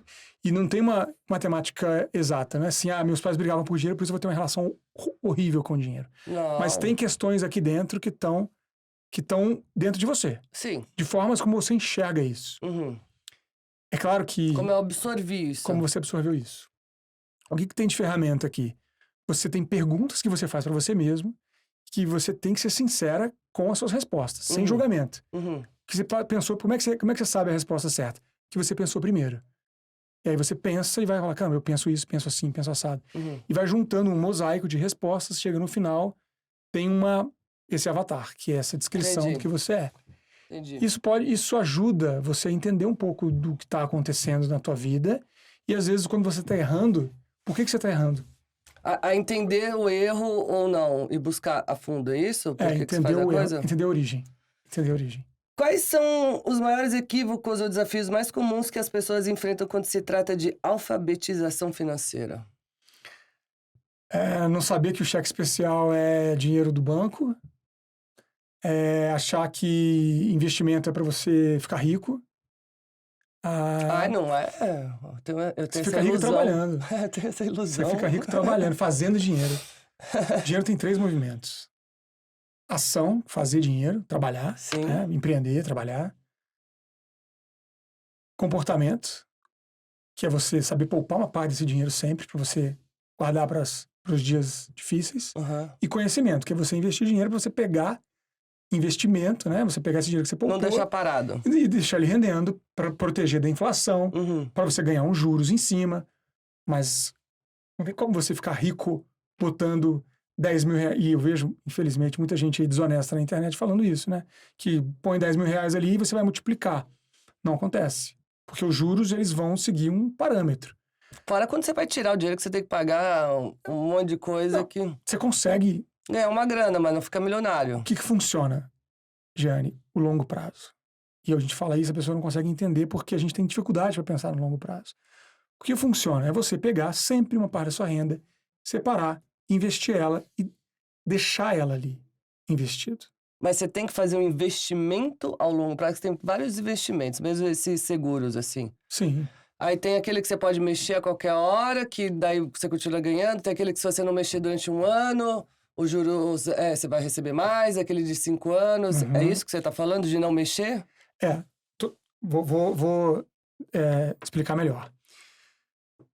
Todo investimento tem prazo. Uhum. Então, você pode ter investimentos com liquidez. O que é isso? É a capacidade de você tirar esse investimento e transformar ele em dinheiro no seu bolso. Uhum. Você tem que ter uma parte do seu dinheiro com liquidez. Que é você tive um problema, uma emergência, tirei o dinheiro. Não preciso pedir empréstimo, tenho dinheiro para poder pagar. Sei lá, vai fazer uma cirurgia de emergência, não tem, você vai e mexe, tem dinheiro? Isso? Então tem que ter liquidez. E tem outros investimentos, vários, que tem prazo de vencimento. Então você tem, por exemplo, um CDB, que tem um prazo de vencimento lá em 2026. Esse paga um pouco mais. Você vai receber uma remuneração maior nesse investimento. Só que você tem que esperar ele vencer. Porque o banco fica usando, trabalhando com ele. O banco fica trabalhando com ele. Então você deixou ele parado lá para o banco, mas ele está rendendo. Entendi. Chegou no final do 2026, você vai resgatar esse investimento com o que você contratou com juros. Então você tem que entender essa dinâmica de... eu faço investimentos para minha filha, que estão lá para vencer lá em 2035. Ai, papai nunca fez isso. Pô, rapaz, eu já ia ser uma mão na roda aqui. Ia me ajudar. Mas isso é o que eu ensino as pessoas a fazerem, assim, porque às vezes a gente fala, para mim eu não consigo poupar. É como se fosse um dinheiro que você esquece. Cara, é um dinheiro que eu esqueço. Não Coloca existe. Não existe, não é meu. É do meu eu do futuro, não é, né? E da minha filha, e do meu eu no futuro, do que for, pro futuro. Então, às vezes a gente não pensa nisso, né? Minha filha vai fazer faculdade daqui a 15 anos. Cara, é muito mais inteligente você pegar essa grana hoje e começar a poupar um pouquinho. Daqui a 15 anos você vai ter um montante que você vai chegar lá no dono da faculdade e vai pagar à vista. Vai pagar metade do preço à vista. Entendi. Esse tipo de... Negociar. Que você tem cash, né? Você tem grana na mão. Então, esse tipo de... Fora que já é uma segurança para ela também, de ela já ter um dinheiro guardado. Sim. Sim, sem dúvida. Você acha que o equívoco e os desafios mais comuns são esses na hora de aplicar e guardar um pouco do dinheiro na maioria das pessoas? Eu vejo que tem muito medo, as pessoas têm muito medo, né? Você falou de medo de perder. Nossa. Né? Mas a gente só perde quando a gente tira o investimento. Então, você está investindo em ações. É volátil, né? O preço da ação vai subir, vai descer. Se você constrói uma carteira com várias ações, você está pulverizando o seu risco. Então, se você investe em um número significativo de coisas, você está reduzindo a probabilidade de perder. Então, você vai trabalhar com aquilo e olhar para as ações que estão crescendo, olhar para as que não estão crescendo. Você vai... É aquela coisa de botar os ovos em várias cestas, né? Só que você tem que acompanhar. Então você tem que entender um pouco, não? Para isso você tem que entender um pouco. Para você colocar em risco, você tem que entender. E eu não falo isso, eu falo um pouco de renda variável aqui, muito pouco. Eu falo muito de renda fixa, que é o que você faz. Renda fixa. Renda variável é ação, por exemplo. Ações, fundos imobiliários, aí tem várias coisas. Tem muitos investimentos até mais arriscados. Ações Quanto tempo para aprender a lidar com isso? Com ações, por exemplo, alguém que... Depende do que ele como ele absorve? Você vai aprendendo, fazendo também, lendo, estudando. Mas se você começa, assim, e toma gosto, pouco tempo, menos de um ano, você já tá sabendo fazer bem. Mas é claro que vai melhorando com os anos. Você nunca para de aprender. Isso aí eu acho que eu não vou me arriscar muito, não. Põe um pouquinho, começa investindo e vê o que vai acontecendo ali. Mas eu mato o cara se ele perder aquele negócio e investir em outro lugar, porque eu vou ouvir ele, porque eu não entendo nada. Não tenho nem capacidade de... Eu tenho, assim, é uma coisa que não me entra tão fácil. Eu ia ter que gastar um tempo, realmente, pra organizar. E não sei se eu ia ser boa nisso também. Tá tudo bem você ficar na renda fixa. Você tá investindo. Você sabe o que você tá fazendo na renda fixa? Você sabe os investimentos que você tem? Tá lá guardadinho, tá rendendo. Tem esse a longo prazo, tem a liquidez, Tem? eu tenho variado, mas não vai diminuir. Só vai aumentar um Só vai pouquinho, aumentar. mas vai Não, aumentar. mas tá aumentando bem agora com a taxa Selic. Tá boa? Tá eu tô fácil pensando em investir. fazer outra coisa ali pra render um pouquinho mais. Mas é isso. Então, assim, prazo. Entendo o prazo, cara. Eu tenho uma grana que eu preciso guardar para o imprevisto. Legal. Reserva de emergência, tem aí. E o que eu quero fazer com o meu dinheiro daqui para frente? Você tem esses objetivos assim? Daqui a 5 anos eu quero fazer isso. Você pensa assim? 5 anos? Muito tempo. Adoraria ter pago já esse financiamento. Tá. Pra pensar Você começou numa outra agora? coisa. Comecei agora. Quanto tempo você botou? 30, né? 30, né? Se você conseguir pagar em 5, vai ser ótimo. Vai pagar bem menos juros do que... Meu foco é esse agora. Mas esse imóvel você tá comprando para você morar? É. Tá. Você não tá comprando para investir, para alugar, Não. para... Tá. Depois eu te faço uma consulta. Vamos voltar aqui, porque isso aí é o meu problema financeiro hoje. As pessoas têm mais problemas em diversas ações. Como emoções como medo, ganância e ansiedade afetam a tomada de decisões financeiras do indivíduo? Nossa, muito. Medo, exemplo, aversão à perda. A gente tem muita aversão à perda. E é muito interessante os estudos que mostram isso. A gente tem... Se você ganhou 10 mil reais ali numa ação que você fez, você tem um prazer, certo? Ganhar dinheiro dá prazer. Se você perdeu 10 mil reais... Dá um prazer muito bom. Num cassino, você jogar ali e ganhar... Bom exemplo, cassino. Você foi lá e ganhou 10 mil reais. Aí você colocou o dinheiro na mesa, você perdeu 10 mil imediatamente. O desprazer que você tem, a frustração que você tem em perder, a dor da perda, é 2 vezes maior do que o prazer do ganho. E por que isso é importante a gente saber? Porque a gente faz muita coisa com medo de perder. Para não ter essa frustração. Para não ter essa frustração. Por exemplo, o cara tá lá investindo em ações e começa a cair. A ação lá X que ele investiu. O medo dela cair mais faz com que o investidor tire o dinheiro e perca. Porque quando você tira, você perde, você vendeu, né? Então, às vezes, você vê o mercado, ele oscila. Então, às vezes, quando tá caindo por um tempo, ele volta depois. Tem várias ações que sobem e descem. Só que você tem que esquecer ele lá para uma hora Você tem que ter frieza um pouco para poder entender que o mercado é cíclico. E você não você não pode depender desse dinheiro. Entendeu? Então, quando vem um pessoal iniciante falar comigo assim, Thiago, tô com 10 mil aqui, o cara juntou 10 mil. O único dinheiro que ele tem, guardado. Vou investir em ações tais, tais e tais. Cara, não. Se você tem 10 mil reais, você vai botar em reserva de emergência. Renda fixa, bonitinho, conservador. Depois, se você vai conseguir poupar mais, aí você vai para ações. Aí você tira um pouquinho, deixa um pouquinho, vai ver como funciona, se funciona ou não. Ações é pouco a pouco. É pouquinho a pouquinho. E a ganância? A ganância é bizarra. É o que dá alimento pros inventadores de fraude e pirâmide financeira. De milagre. Nossa, investe aqui nesse dinheiro, tá rendendo 10% ao mês. Viu? Acabamos de ter, tem toda hora casos aí. Sim. Por que que a pessoa acha que vai dobrar o dinheiro dela em... curto prazo. Porque é pirâmide isso. Não existe. O que você tem que entender de mercado financeiro básico, até para você não cair em fraude? Existe uma taxa, que é a taxa básica de juros da economia, chamada taxa Selic.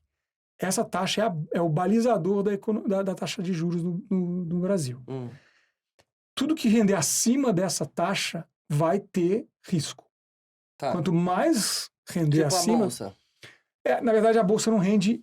Ela não rende diretamente a taxa de juros porque ela está em valorização de ações, de papéis. Viu como eu não posso brincar Tudo com bem. isso? Mas, por exemplo, uma conta simples. O cara fala assim, vai render 10% ao mês. A taxa Selic tá 13,75% ao ano. E tá alta, hein? Já foi 2%. Em 2020 estava 2%. Como é que uma coisa vai render 10% ao mês se a taxa de juros tá 13% ao ano? Alguma coisa está errada aí, né? Então, assim, quanto mais a probabilidade de render, mais a probabilidade de Então ela tem que buscar cair. informação antes de acreditar nesse... Quando a coisa tá boa demais para ser verdade, é porque tem alguma coisa aí, né? Certo? Quando a oferta parece, né? A gente tem que ter uma frieza de olhar para as oportunidades, porque elas existem, mas tomar decisão com base em dados, em informações. E a ansiedade? Também essa coisa de querer agora. Querer agora, quero oportunidade, vou comprar porque está na promoção, eu preciso ganhar dinheiro rápido, e se misturam ansiedade, ganância, impaciência. E desespero tem também. Tem que ter paciência. Desespero. É possível que educadores financeiros incorporem inteligência emocional em suas estratégias de ensino? Super. Possível e altamente recomendável, porque quando você está educando uma pessoa, em um grupo que seja, você está lidando com um ser humano complexo, que tem milhões de questões ali. Ninguém é binário, né? A gente não é uma máquina. E quando a gente está trazendo a parte emocional para dentro do contexto financeiro, a gente está trazendo o mais importante. Porque a gente vai tomar decisão toda hora com base na emoção. Se você vê uma pessoa que está com um problema, você pode ver que o problema dela não é porque ela não sabe matemática. É porque ela não tem planilha. Você não tem problema. Não, é porque ela está usando o recurso de forma equivocada. Isso não serve só para dinheiro. Uma pessoa que come demais, tem problema de compulsão alimentar, ela está descontando as emoções dela na comida, não tá? Não é normal uma pessoa comer muito mais do que ela precisa. Ela está descontando emoções na comida. A mesma coisa com o dinheiro. A pessoa que está gastando o dinheiro dela errado, ela está descontando alguma coisa no dinheiro. Então, fui trabalhar, tive um feedback ruim do meu chefe, tô triste, vou passear no shopping na hora do almoço, passa na vitrine, tem um negócio lá que tá na promoção, vou comprar porque eu mereço, trabalho muito, meu chefe é um escroto, mereço gastar esse dinheiro aqui. A pessoa gasta com raiva. E é frustrante quando você passa lá, não tem nada barato pra você comprar. Amor, é pior ainda. Odeio em shopping caro que você quer comprar um brinquinho de, sei lá, um anel de coco. Não tem. Aí você vai pra comprar, então. É uma terapia de compra. Você vai num lugar lindo, dá vontade de comprar. Você vai, vou comprar uma coisinha pra mim. Aí não dá o valor, você sai mais frustrado do que... Porra, é frustrante. Tem que ter, então viu shoppings aí. Tem pelo menos uma coisinha baratinha pra pessoa comprar. Não é? Tem uns shoppings tem uns shoppings aqui em São Paulo que você vai realmente... Não dá pra comprar nada, amor. Cara, não tem aí um brinde, gente, alguma coisa. Além de sair daqui com alguma coisa, né? Eu sempre peço um brinde, adoro, eu acho que eu tô ganhando. Aí se tiver uma lanchonete, você compra uma água, pra você se sentir bem, né? Vou beber uma coca. Vou me mimar hoje. Que papel as atitudes culturais e sociais em relação ao dinheiro desempenham na formação das emoções financeiras do indivíduo? Nossa, um grande papel. Porque a gente vive no contexto que a gente foi criado. A gente é um produto do meio, o ser humano é social. E a gente vive nessa lida do querer ser aceito, se encaixar no meio. A gente tem dificuldade de rejeição, né? Olha como é que é difícil ser rejeitado. Mas isso começa desde a infância, quando a outra vai com a mochila que você queria e não dá pra comprar aquela mochila, tênis. Exato. Totalmente. Eu conto isso também da minha história. Eu estudei numa escola muito boa, a melhor escola da cidade que a gente morava, lá em Minas, em Juiz de Fora. Uma escola muito cara, né? Meu pai e minha mãe tinham uma condição legal, mas... Investiram na tua educação. Mas não sobrava nada, assim, não tinha... Era na unha, assim. Investiram na educação, exatamente. Pagava uma escola de um padrão muito alto. Então, assim, uma grande parte dos meus colegas tinha uma condição de vida muito financeiramente superior à minha. E eu lembro que eu tinha vergonha, porque eu não ia com um casaco maneiro... Eu não ia com a mochila na hora. E é muito louco isso, né? Porque você não se sente. E quando você entra depois lá no ginásio, que você pode ir com a roupa normal? Puta, que estresse. Era um ótimo uniforme, que você não tinha que escolher, não tinha comparação. Agora, quando você começa a botar o jeans, era frustrante pra quem não tem. E se sente diminuído, né? E aí, isso reflete na vida adulta. Isso reflete totalmente na nossa vida adulta. Sim. A gente pode... Eu até hoje... Eu compro uns casacos maneiros porque não tinha casaco legal. Porque inconsciente, tá? Aí você ainda fala, agora eu posso. Agora eu posso. Exatamente. Te dá. É isso, eu foquei, eu envio. Por exemplo, eu não compro roupa cara, Aham. não me ligo nisso. Mas maneira e Compro tal. coisa confortável, eu gosto de conforto, não ligo pra marca, mas casaco. Tem uns casacos, umas marcas que eu falo, caraca, esse casaco é lindo. E aí eu vou lá e Entendi. compro, eu gasto uma grana, mas eu foquei, entendeu? Numa coisa. Que é uma E coisa que te traz um bem-estar e tal. Eu me sinto bem. Pode se mimar, não tem problema. Assim, exato. O problema é quando você tá se mimando demais e tá Mas você esquecendo. organiza pra isso acontecer. Exato. Isso Porque não tem problema. essa coisa do curto prazo leva a gente a isso, né? Pô, tô me sentindo triste, vou me mimar. Só que se você ficar se mimando, e tua conta bancária ficar negativa, Não adianta, você tá né, amor? cavando um problema pra você. Aí você vai ter que lidar com todo o estresse que isso vai te dar. Você não vai poder nem sair com o casaco no final. Você não pode dar um rolê pra se exibir com o Não vai dar, casaco. não vou ter nem como pagar o transporte, nem a gasolina. Mas, e é muito interessante isso, porque pega em qualquer pessoa, de qualquer faixa de renda. Sim. Tem um estudo que foi feito nos Estados Unidos, eu trago aqui no livro também, com atletas da NFL, que é a Liga de Futebol Americano lá, que são os mais bem pagos. Os caras ganham dezenas de milhões de dólares por ano. Eles estão no na escola ainda, não é? Quando eles entram. Eles começam no high school ou no college, na faculdade, né? E eles ganham uma grana muito grande durante 10 anos. Que ele vai ser atleta ali dos 20 aos 30, profissional, né? Se aposenta muito rápido. O que esse estudo mediu? 60% dos atletas da NFL têm estresse financeiro até 12 anos depois que se aposentam. Porque não O cara chega nos 40, aposenta com 30, chega nos 40 sem grana.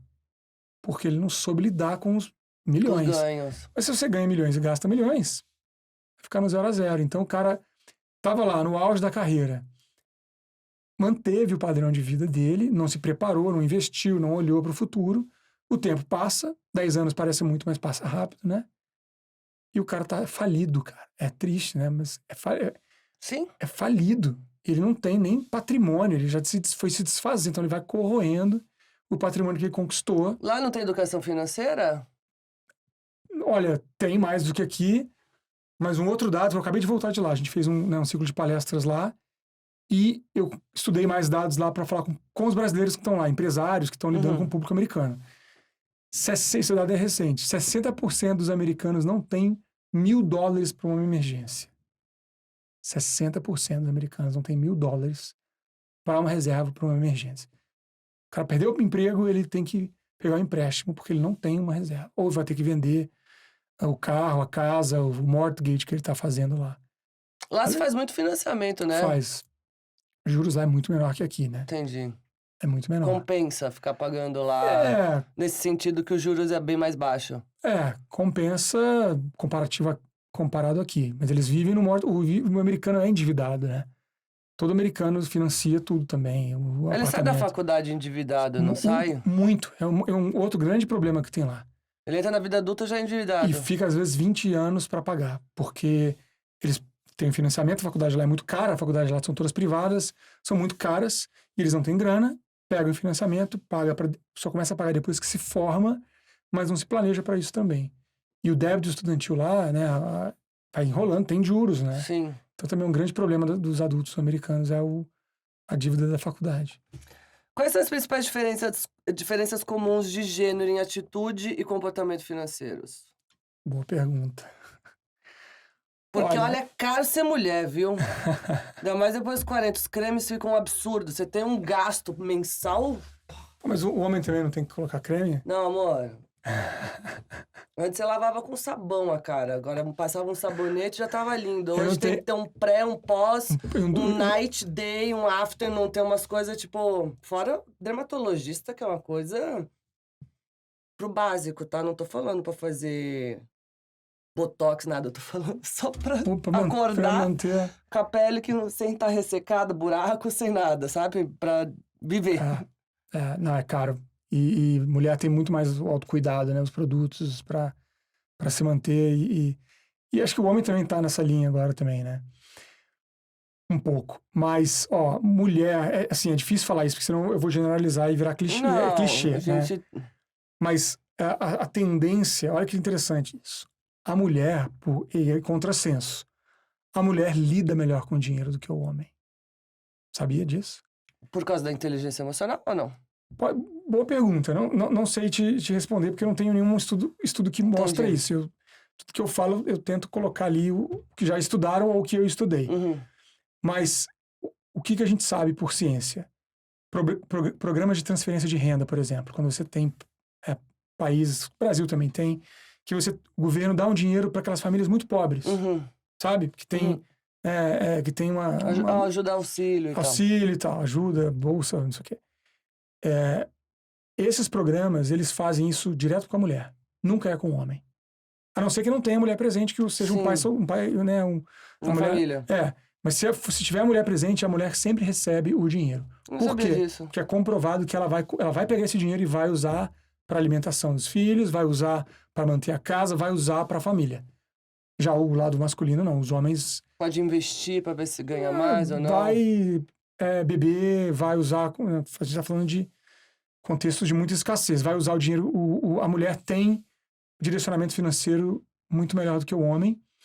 Agora, tem uma coisa também, é que a mulher tem tendência a ser mais imediatista também com o dinheiro. A gastar mais no curto prazo. Tipo, por emoção. teve um problema, vai lá e já faz. Tem mais tendência, não estou dizendo que isso Sim, é você não tá geral. generalizando todo mundo. Tem tendência a ser mais curto prazista. E o homem tem tendência a ser... Por quê? Olha, Essa tendência, você acha? eu vejo assim, o homem ele vai olhar como cultura, e é cultural, tá? Isso não é cognitivo. Culturalmente, ele vai ter essa pressão social, antiga isso, de ser o que vai ser responsável pelo lar financeiramente. Entendi. Tá? E isso também, claro que hoje em dia já mudou muito, né? As mulheres e os homens dividem Sim. ali, às vezes a mulher ganha muito mais que o homem, mas ele vai ter essa cultura. Então, pode ser uma tendência ele a olhar com mais parcimônia. Entendi. Mas eu não sei de verdade, assim, são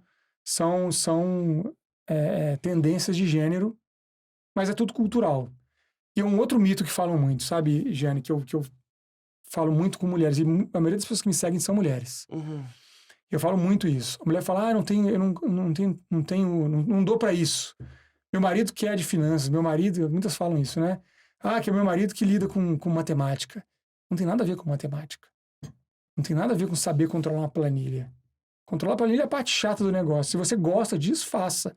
Mas se você não gosta, não tem que ficar delegando para alguém, né, que gosta disso. Você não tem que encarar essa coisa do dinheiro como algo chato. Entendi. Tem que ser prazeroso, porque vai te dar um retorno. Pô. Então, vejo muitas mulheres que se separaram, que o cara que cuidava da grana, e ela tá aos 40, 50 anos de idade, tendo que lidar pela primeira vez com o dinheiro dela. E daí também, às vezes, dá merda, e aí começa a cobrar, porque não, sei lá, dividiu, perguntou, e começa a confusão, é isso? Começa a confusão, e ela não sabe, nunca lidou, então tá tendo que aprender. Então, mulheres que estão assistindo aqui, esse livro é uma ferramenta, tem outros, mas que eu abordo aqui é para qualquer pessoa. Independentemente da renda, do gênero, da formação, da profissão. Não tem que entender de matemática, é básico, é passo a passo, e ele fala sobre você olhar para dentro. Olha para dentro que você vai saber externalizar melhor o seu dinheiro, que é um recurso, é uma energia muito importante.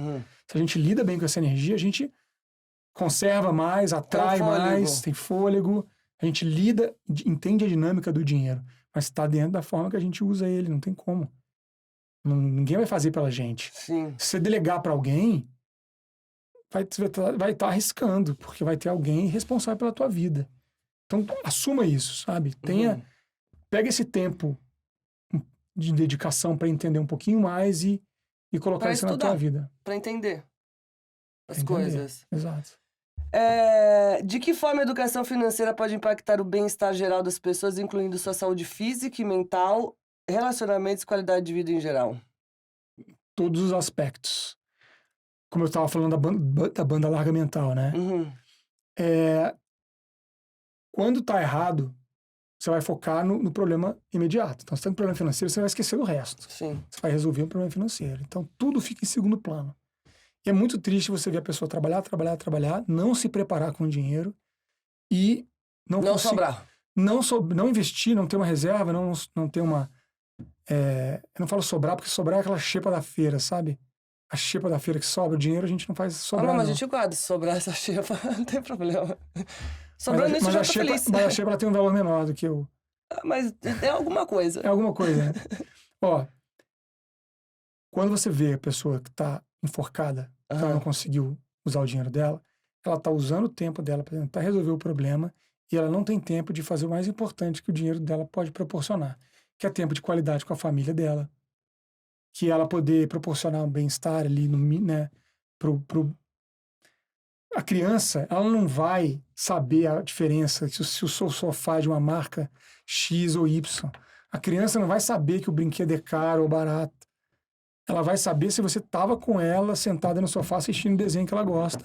Se você estava brincando com ela com o brinquedo que você deu. Não adianta nada você comprar um brinquedo legal para o teu filho e não estar brincando lá com ele. Não ter tempo porque você está trabalhando para conseguir o dinheiro. Não adianta nada você ficar correndo atrás de coisas, comprando coisas, se você não sobra tempo para estar com quem importa na tua vida, com a sua família, com quem for. É filho, eu não tenho, pai, mãe, amigos, o que seja. As pessoas que você valoriza. Sim. Então, isso é o mais importante do dinheiro. O dinheiro, ele existe, né, para a gente proporcionar as coisas que importam para a gente. E acho que a grande função do dinheiro é a gente poder ter controle sobre o nosso tempo, que é o nosso recurso que não volta, é o mais importante. Então, se a gente tem dinheiro e sabe ter controle do nosso tempo, a gente tem uma vida melhor. Se o contrário acontece, a gente vive numa agenda, preso a um trabalho, a ter que buscar dinheiro, a gente é um escravo e não consegue aproveitar. Qual que é aquele dado que fala, viveu para ganhar dinheiro e no fim da vida gastou para ter o tempo para viver? Qual que era aquela frase? Tem uma frase assim, não tem, gente? Ou não? Universitários? Não, ninguém sabe, ninguém nem tá aqui te falar, viu? Desculpa. Mas existe essa frase, não existe? Vocês já ouviram ou não? O cara viveu para ganhar o dinheiro, no final da vida ele gastou dinheiro. Ele gastou dinheiro para conseguir viver Tem, não tem isso? Eu tô louca. Perdeu tempo de vida para conseguir dinheiro. E no final da vida gastou dinheiro para ter um pouco de tempo de vida, não era uma coisa assim? Pra buscar um pouco a gente vai achar essa. Mas sabe o que eu tô falando, né? Na prática, assim, né? Você tem que equilibrar. Desculpa a palavra, tá? Prof, desculpa. Imagina. Amor, eu adorei. Faz muito sentido agora, esclarece muito o porquê a gente erra com dinheiro quando a gente não tem uma educação. E o emocional agora faz muito mais sentido, que não é só matemática, não é porque você é burro em conta ou porque você não entende o mercado. Às vezes vem de atitudes tuas já enraizadas, que é o emocional. Achei muito legal. Como que as pessoas conseguem entrar em contato com você ou pesquisar mais coisas além do livro? Do livro, que eu tô lançando agora pela editora Gente. Então, tem o link na minha bio do Instagram, que é o Papai Financeiro. É Papai Financeiro? Papai Financeiro, E aí no link vocês conseguem acessar. Quê? Achei que você quer. Não. A frase? Fala, qual que é? Ela perdeu. Aqui, o mais surpreendente é o homem, pois perder a saúde para juntar dinheiro, depois de perder o dinheiro para recuperar a saúde. É isso aí. A gente perde a saúde para conseguir dinheiro. E depois gasta o dinheiro para recuperar a saúde. Que acaba por não viver nem o presente, nem o futuro. A gente tá falando aqui de equilíbrio, né? A gente tem que equilibrar isso, senão ninguém vai fazer isso pra gente. Vejo muita gente que tá ali sufocada num trabalho, que detesta, num chefe tóxico, tá, sabe assim, esgotado, burnout, com problema, e não consegue sair dessa situação porque não tem uma grana reservada. Porque não consegue falar assim, quer saber? Tchau pra vocês, vou ficar um tempo aqui refazendo a minha carreira, sei lá, dando um jeito na vida, mas fica ali preso e tem que aguentar, engolir sapo, porque... Então, dá pra fazer, dá pra você conseguir mudar a tua vida financeira com autoconhecimento, com um plano, é simples. Esse livro está sendo lançado agora, mas tem metodologias aí que eu já trabalho há muito tempo. Algumas delas já passaram, mais de 10 mil pessoas fizeram comigo isso. Sim. Então, são coisas que funcionam, são simples e funcionam para qualquer pessoa. Então, eu convido vocês a conhecerem e olharem para a vida financeira com E você dá carinho. Dicas lá também no Instagram? Sim, dou dicas, falo de vários assuntos. Conversa, se alguém mandar direct e tal. Mando direct, eu falo. Tem Poxa, tem muita coisa ali. Papai? Vídeo. Papai financeiro. Papai financeiro. Tá aí. É isso Obrigada, viu, Thiago? Adorei. Vou ler, Agradeço. vou te encher o saco lá no Instagram. Vai lá. Tira minhas dúvidas. E depois fala do financiamento aí. Ah, mas a gente vai conversar agora. Que é longa a história. Ó, vocês aqui, a gente tem um QR Code. Você coloca a câmera do teu celular, você vai ver todas as nossas plataformas, Spotify. No YouTube aqui você tem que ativar o sininho. Estamos também no Box Play. Maravilhoso. E a gente se vê no próximo. Obrigada, viu? Próxima vez eu vou estar milionária.